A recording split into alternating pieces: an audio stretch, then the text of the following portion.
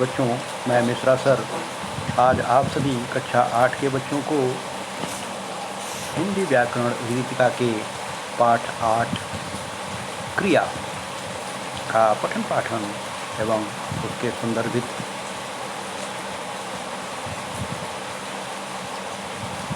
चीज़ों को समझाने जा रहा हूँ।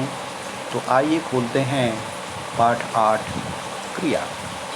सर्वप्रथम इसमें डबल टिक करके मैंने दिया है। इसमें सर्वप्रथम हम क्रिया की हेडिंग डालेंगे और क्रिया के अंतर्गत मैंने अंडरलाइन करके उसके नीचे लाइन लिखा है।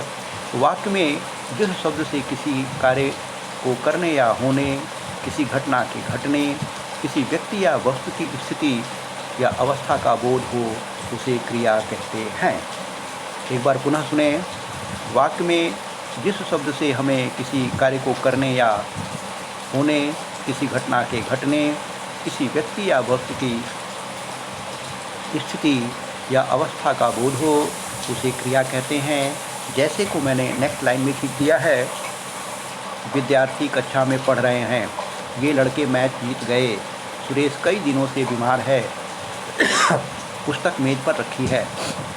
इसमें पढ़ रहे हैं, बीमार हैं, जीत गए, मेज पर है आदि शब्द जो है क्रिया शब्द हैं।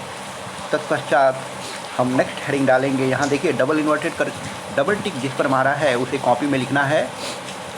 नेक्स्ट हेडिंग डालते हैं धातु और इसके अंतर्गत लिखते हैं क्रिया के मूल रूप को धातु कहते हैं। जैसे नेक्स्ट लाइन में खींच लेंगे। पढ़, लिख, तैर, खेल, जो, सो, जा, आ, ये इसके उदाहरण हैं। तत्पश्चात पुनः नेक्स्ट लाइन से उसके नीचे लिखेंगे। ध्यान से सुने। धातु क्रिया की डेफिनेशन लिखने के बाद उसके नीचे नेक्स्ट लाइन से जैसे का हेडिंग डालेंगे और वो मैंने ब्रैकेट तक लिख करके दिखाया है आपको। पढ़, लिख, तैर, खेल, सो, जा, आ। तत्पश्चात ये लिखने के तत्पश्चात नेक्स्ट लाइन से लिखेंगे हम धातु के 4 भेद होते हैं। क सामान्य धातु, ख व्युत्पन्न धातु, ग नाम धातु, घ मिश्र धातु। और पुनः उसके नीचे नेक्स्ट लाइन से लिखेंगे मूल धातु में ना जोड़ने से क्रिया का सामान्य रूप बनता है। जैसे करके यहाँ धातु क्रिया करके 3 टेबल बनाया हुआ है। इन 3 टेबलों में से आप कोई भी 5 या 6 कॉपी में लिख सकते हैं। तत्पश्चात हम कॉपी में नेक्स्ट हेडिंग डालते हैं क्रिया के भेद। इसके अंतर्गत लिखेंगे क्रिया के भेद 2 आधारों पर किए जाते हैं। क कर्म के आधार पर, ख रचना या प्रयोग के आधार पर। क हेडिंग डालेंगे कर्म के आधार पर क्रिया के भेद। कर्म के आधार पर क्रिया के 2 भेद होते हैं, सकर्मक क्रिया और कर्मक क्रिया। ये लिखने के पश्चात पुनः हेडिंग डालेंगे कॉपी में नंबर 1 सकर्मक क्रिया। सकर्मक क्रिया हेडिंग डालने के बाद लिखते हैं जिन क्रियाओं के साथ कर्म का प्रयोग किया जाता है, जिन क्रियाओं के साथ कर्म का प्रयोग किया जाता है उसे, या जिनमें कर्म के प्रयोग की अपेक्षा रहती है उसे सकर्मक क्रिया कहते हैं। फिर से एक बार सुने। जिन क्रियाओं के साथ कर्म का प्रयोग किया जाता है या जिनमें कर्म के प्रयोग की अपेक्षा रहती है उन्हें सकर्मक क्रिया कहते हैं। ये पूरा मैंने अंडरलाइन करके आपको दिखाया है। जैसे को पुनः नेक्स्ट लाइन में ले लेंगे। रमेश पुस्तक पढ़ता है। लड़के क्रिकेट खेलते हैं। बच्चा दूध पी रहा है। नंदिनी ने भोजन पकाया। ये जो ऊपर उदाहरण दिए गए हैं इनमें पढ़ता, खेलते, पी रहा, पकाया, ये जो क्रिया शब्द हैं सकर्मक क्रियाएं पुनः 2 प्रकार की हो जाती हैं। देखिए यहाँ पर मैंने टिक मार के अंडरलाइन किया है। इसे भी कॉपी में लिखेंगे। और एक कर्मक क्रिया, इसके अंतर्गत लिखेंगे हेडिंग डाल के जिन क्रियाओं के साथ एक कर्म का प्रयोग किया जाता है उन्हें एक कर्मक क्रियाएं कहते हैं। जैसे सीमा ने खाना पकाया, मोहन पत्र लिखता है। मोहन पुस्तक खरीद रहा है, सलोनी ने गीत गाया। यह उदाहरण में लिखने के पश्चात मैं आपको समझाता हूँ। यहाँ पर खाना, पत्र, पुस्तक और गीत ये कर्म हैं। ये कर्म हैं जिनके लिए जो है खाया, खरीद रहा, लिखता, गाया, इन क्रिया के साथ एक एक कर्म खाना, पुस्तक, पत्र और गीत ये कर्म हैं, इनका प्रयोग हुआ है। अतः ये सभी जो है एक कर्मक क्रियाएं हैं। फिर से सुने, जिन क्रियाओं के साथ एक कर्म का प्रयोग किया जाता है उन्हें एक कर्मक क्रियाएं कहते हैं। जो ऊपर उदाहरण दिया था मैंने, सीमा ने खाना पकाया, मोहन पुस्तक खरीद रहा है, सोहन पत्र लिखता है, सलोनी ने गीत गाया। यहाँ पर खाया, खरीद रहा है, लिखता, गाया ये वर्ब है, ये क्रिया शब्द है। और इसके साथ जो कर्म है खाना, पुस्तक, पत्र, गीत ये कर्म हैं, ये एक एक कर्म है। अतः यहाँ पर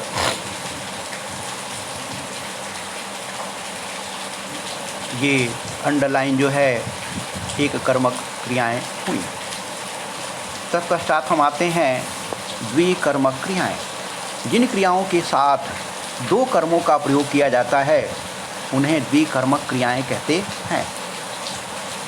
अंडरलाइन करके मैंने दिखाया है। लिखने के पश्चात आते हैं उदाहरण पे। जैसे अध्यापक विद्यार्थियों को पुस्तक पढ़ाता है, माँ ने बच्चे को दूध पिलाया, श्यामा ने राधा को पुस्तक दी, बाजीगर लोगों को तमाशा दिखाता है। यहाँ पर पहले उदाहरण में विद्यार्थी और पुस्तक कर्म है, बच्चे और दूध कर्म है, राधा और पुस्तक कर्म है, लोगों और तमाशा कर्म हैं, जिनके लिए पढ़ाता, पिलाया, दिखाता है ये क्रिया शब्द हैं।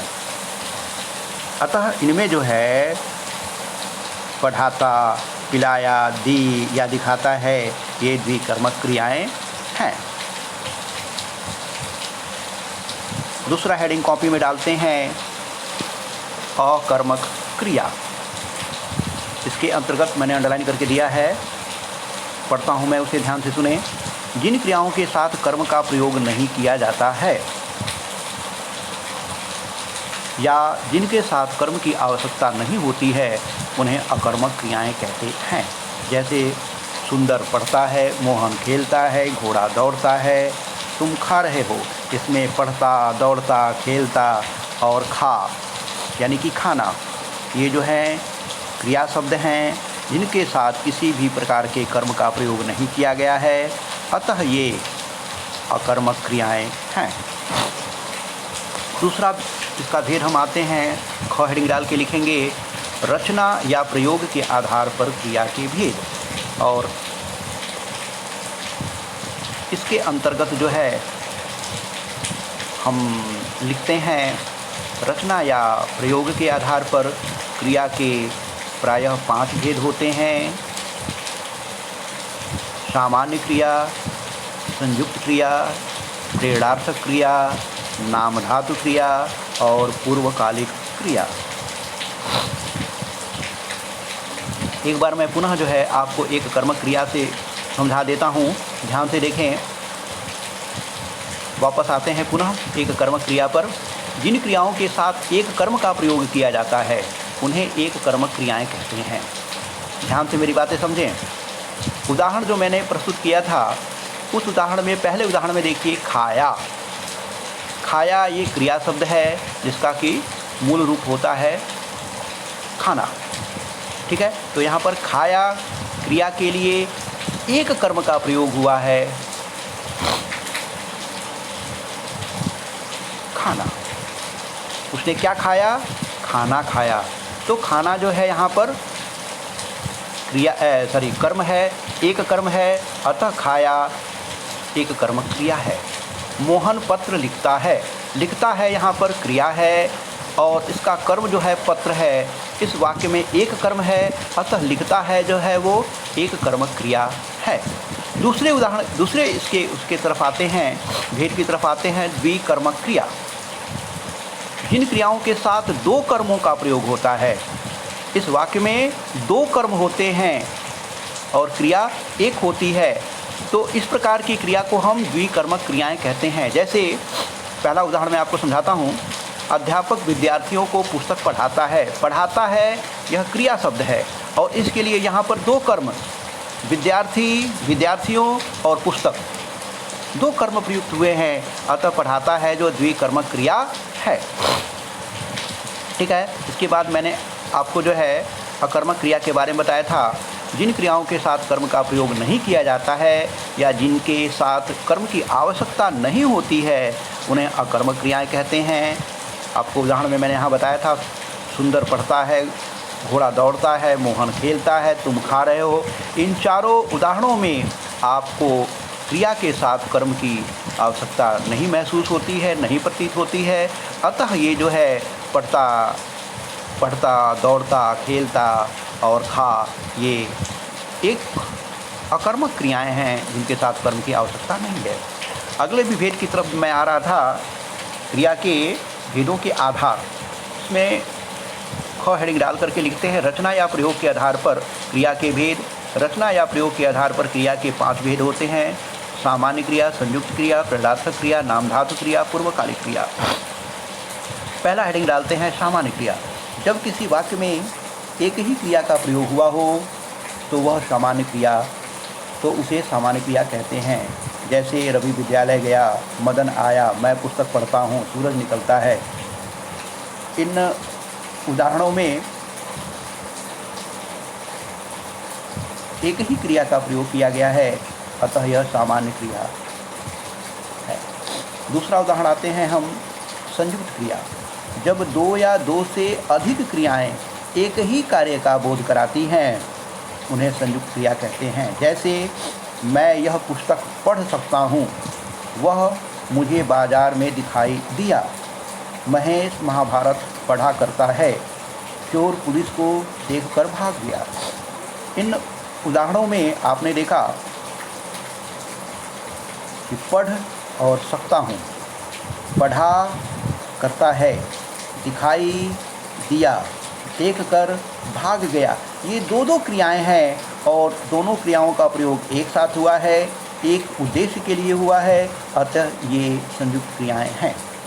तीसरे उदाहरण की तरफ तीसरे भेद की तरफ आते हैं, प्रेरणार्थक क्रियाएं। जब कर्ता स्वयं कार्य न करके किसी दूसरे से कार्य कराता है, ये मैंने अंडरलाइन करके आपको दिखाया है, तो उस क्रिया को प्रेरणार्थक क्रिया कहते हैं। पुनः एक बार सुने, जब कर्ता स्वयं कार्य न करके किसी दूसरे से कार्य कराता है तो उस क्रिया को प्रेरणार्थक क्रिया कहते हैं। जैसे दूसरी लाइन में डाल लेंगे और उसके पश्चात हम लिखते हैं उदाहरण में, अध्यापिका ने सुरेश से निबंध लिखवाया, मोहन ने दर्जी से कमीज सिलवाई। यहाँ पर देख रहे हैं कर्ता अध्यापिका है, उसने स्वयं काम न करके सुरेश से काम करवाया, सुरेश से निबंध लिखवाया। दूसरे एग्जाम्पल में मोहन ने दर्जी से कमीज सिलवाई, मोहन ने स्वयं कपड़ा न सिल करके दर्जी से सिलवाई। तो यहाँ पर क्या है, कर्ता स्वयं कार्य न करके दूसरे से कार्य करवा रहा है, अतः लिखवाया, पहुँचवा दिया, सिलवाया या सिलवाई, पढ़ाता है इत्यादि प्रेरणार्थक क्रियाएँ हैं। नाम धातु क्रिया, अगला विभेद है नाम धातु क्रिया। जो क्रियाएं संज्ञा या सर्वनाम, सर्वनाम और विशेषण शब्दों से बनाई जाती हैं, जो क्रियाएं संज्ञा, सर्वनाम और विशेषण से बनाई जाती हैं, उन्हें नाम धातु क्रियाएं कहते हैं। जैसे श्याम की प्रतीक्षा में गोपियों की आंखें पथरा गईं, हमें दूसरों की अच्छी बातों को अपनाना चाहिए, तुम क्या बतिया रहे हो, हमें किसी कार्य में शर्माना नहीं चाहिए। उपयुक्त में पथरा गई, अपनाना चाहिए, बतिया रहे हो, शर्माना इत्यादि जो है ये क्रिया शब्द हैं, जिनका निर्माण जो है संज्ञा, सर्वनाम इत्यादि शब्दों से हुआ है, अतः ये शब्द नाम धातु क्रियाएं हैं। जैसे पथरा गई, पत्थर शब्द से बनता है, पथरा पथराना या पथरा गई। अपना शब्द से बनता है अपनाना, जो कि सर्वनाम है। बतिया रहे हो, बात शब्द से बनता है बतियाना, यह संज्ञा शब्द से बना है। शर्म संज्ञा शब्द है जिससे बना है शर्माना। तो ये सभी जो है नाम धातु क्रिया के उदाहरण हैं। यहाँ पर देखिए नाम धातु क्रियाओं की रचना, यहाँ पर जो है आपको लिखा गया है कि ये टेबल, ये सारी टेबलें जो है संज्ञा से बनी नाम धातु क्रियाएँ, सर्वनाम से बनी नाम धातु क्रियाएँ, या विशेषण से बनी नाम धातु क्रियाएँ, ध्वन्यात्मक शब्दों से बनी धातु क्रियाएँ, इन सभी को हम जो है नंबर डाल करके, ठीक है, और कॉपी में लिख डालेंगे। तत्पश्चात आते हैं हम पूर्वकालिक क्रियाएँ। किसी वाक्य में मुख्य क्रिया से पहले होने वाली क्रिया, मुख्य क्रिया से पहले होने वाली क्रिया जो है पूर्वकालिक क्रिया कहलाती है। फिर से ध्यान से समझें, किसी वाक्य में मुख्य क्रिया जो फाइनाइट वर्ब होती है, उस वर्ब से पहले होने वाली क्रिया, उसके पहले जो क्रिया आती है उस क्रिया को हम पूर्वकालिक क्रिया कहते हैं। जैसे रमेश ने देखकर निबंध लिखा, सविता ने कविता सुनाकर पुरस्कार जीता, वह बैठकर सोचने लगा, सीता ने नहाकर पूजा की। यहाँ पर आप देख रहे हैं मुख्य क्रिया, पहले उदाहरण में मुख्य क्रिया है लिखा यानी कि लिखना, दूसरे में है जीता यानी कि जीतना, तीसरे में है सोचने लगा यानी कि सोचना, और चौथे में पूजा की यानी कि पूजा करना। ये क्या है? मेन क्रिया है। और इसके साथ आप देख रहे हैं कि शब्द प्रयोग हुआ है देखकर, बैठकर, सुनाकर, नहाकर। अतः ये देखकर, बैठकर, सुनाकर, नहाकर इत्यादि पूर्वकालिक क्रियाएं हैं।